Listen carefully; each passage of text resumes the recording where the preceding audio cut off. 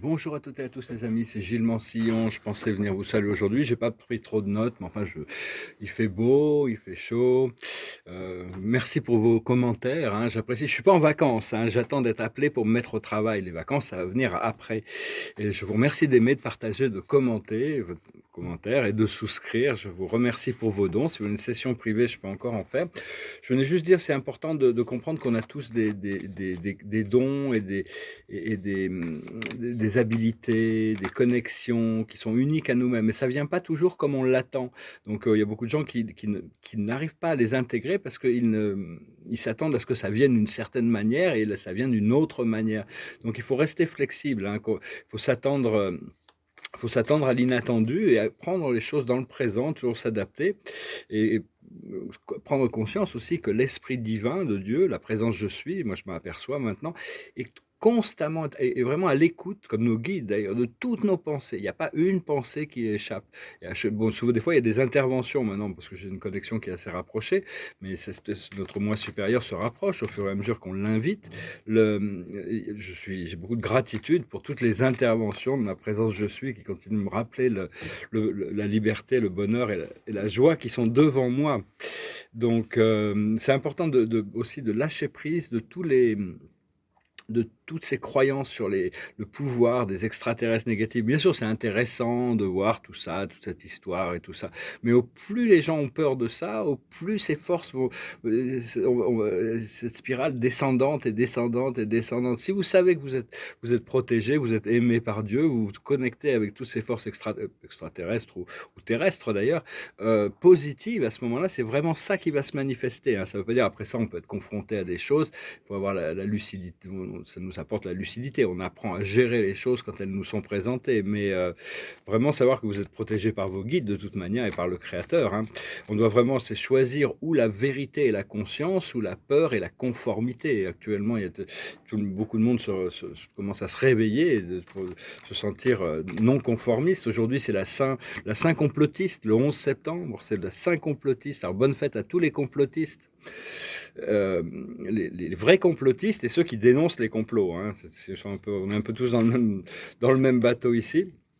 Je voulais aussi dire, c'est important d'arrêter de vénérer des maîtres ascensionnés, de vénérer le Christ, de vénérer les archanges, de vénérer, non, vénérer la source. Eux, ce sont des intermédiaires, des guides qui interviennent entre vous et la source pour vous assister à trouver votre propre lumière. Le Christ n'est pas venu pour purger les péchés de l'humanité, hein. C'est un enseignant de la vérité. Il enseigne la connexion permanente avec Dieu, l'amour fraternel, mais il va pas se réveiller pour nous, il va pas faire notre ascension pour nous, il va pas souffrir de nos blessures et de nos péchés, de toutes ces choses-là, enfin de toutes les erreurs qu'on a pu faire. On doit se pardonner soi-même, on doit vraiment apprendre à marcher dans notre propre voie, tout en sachant que tous ces êtres divins auxquels on peut appeler, on peut recevoir leur information, on peut communiquer. C'est vraiment une famille d'êtres ascensionnés qui nous guident et qui sont là pour nous aider, nous assister dans la lumière. C'est très agréable. Je me suis retrouvé la connexion se renforce, hein, au niveau petit à petit. Chaque jour, il faut prendre conscience, hein, ne soyez pas timide dans votre approche du monde spirituel, hein. Dieu a tout vu, tout entendu, il sait tout, il a tout prévu. Faut pas, beaucoup de gens sous-estiment le pouvoir de Dieu, la conscience de Dieu qui encadre toute l'expérience humaine. C'est vraiment tout un programme que chaque âme détermine petit à petit. La plus haute sagesse, c'est l'échange de cadeaux, la grâce. On donne, on reçoit, on partage. C'est vraiment un échange de cadeaux. Ce qu'il faut faire, c'est tourner en rond. On va continuer, il faut attendre que la porte s'ouvre. On va continuer à tourner en rond, hein. On est obligé d'attendre. On se prépare, on continue à cultiver, on raffine nos plans. En attendant que la porte s'ouvre, ce qu'il faut faire, c'est couper du bois, quand même se préparer au mieux pour les changements qui arrivent, hein. Et l'aboutissant, c'est une longueur d'avance. On est déjà prêt, on a déjà de nombreuses longueurs d'avance sur le programme, hein. C'est au fur et à mesure qu'on reçoit de notre intuition les informations qu'on a besoin de recevoir. Alors, je vais tirer quelques cartes, peut-être chanter une petite chanson, tirer quelques cartes. Je disais, ouais, je regardais, il y avait une amie qui m'avait recommandé une émission de télé, une série télé américaine qui s'appelle House of Cards. le château de cartes. Et ça montre la corruption énorme à l'intérieur des systèmes politiques, la manipulation, la corruption, les abus de pouvoir. Mais en réalité, tout ça, c'est vraiment très pâle. La fiction est très pâle par rapport à la réalité qui est en train de se montrer actuellement. Et donc juste, à mon avis, ce genre d'émissions sont là pour préparer la conscience de l'humanité, bien que beaucoup de monde connaissent, savent qu'il y a énormément de manipulation dans tous ces programmes. Enfin bon, faut prendre les choses légèrement et après essayer de suivre, continuer moment par moment, mais se préparer quand même hein, pour ce qui arrive. Alors, je vais finir avec une chanson qui parle de la paix. Hein. Avant tout, on a cet agenda de la paix, on a cet agenda de la paix intérieure et d'amener la paix dans le monde. C'est une chanson de Bob Dylan, qui s'appelle Blowing in the Wind. Goes like this.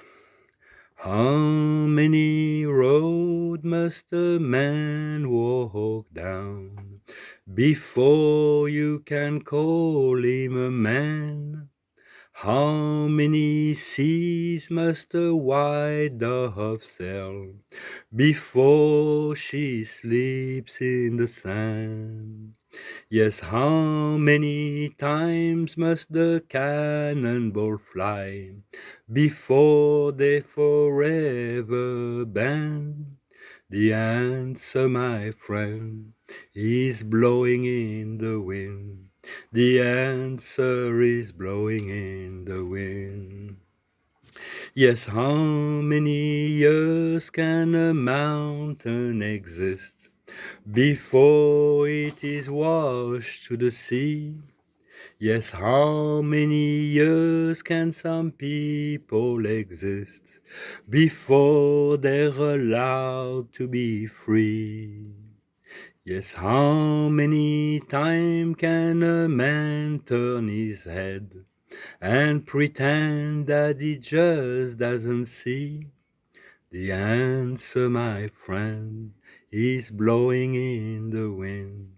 The answer is blowing in the wind. Yes, how many times must a man look up before he can see the sky? Yes, how many ears must one man have before he can hear people cry? Yes, how many deaths will it take till he knows that too many people have died? The answer, my friend, is blowing in the wind. The answer is blowing in the wind. Ah belle chanson, hein. Combien de routes faut-il qu'un homme emprunte et marche avant qu'on puisse l'appeler un homme? Combien de mers une baleine blanche doit-elle naviguer avant de se retrouver échouée sur le sable? Combien de fois le son du canon doit résonner avant qu'il soit complètement, interdit? La réponse, mon ami, est dans le son du vent. Combien d'années une montagne peut-elle exister avant qu'elle soit, lavée, dans l'océan? Combien d'années, les hommes peuvent-ils exister avant on leur permette d'être libres? Combien de temps un homme doit-il combien de fois un homme doit-il tourner la tête pour prétendre qu'il ne voit pas? The answer, my friend, is blowing in the wind. Combien de fois un homme doit-il regarder le ciel avant qu'il puisse regarder en haut, avant de pouvoir voir le ciel?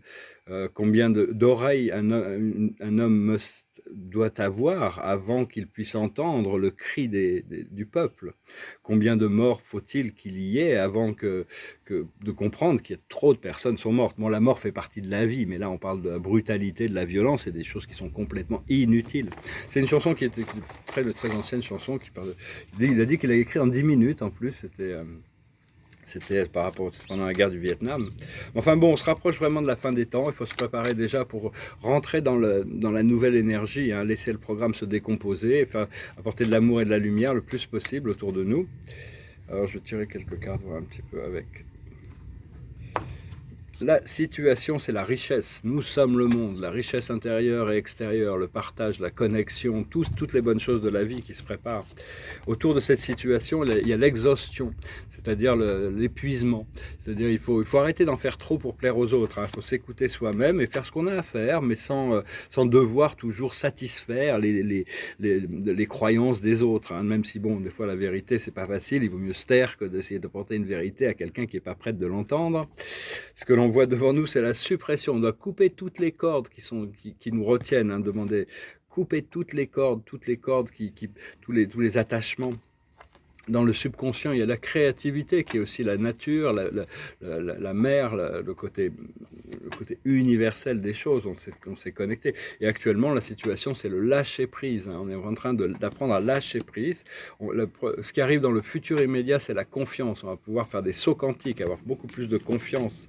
Notre force dans la situation, c'est la participation, c'est la complétion. Il faut traiter ces nouvelles énergies avec douceur et gentillesse. Ce qui vient à nous du monde extérieur, c'est l'arbre qui est secoué, hein. Tout ce qui n'est plus en harmonie avec la voie divine, c'est en train de s'écrouler. Tout ce qui n'est pas avec en alignement, c'est en train naturellement de s'effondrer.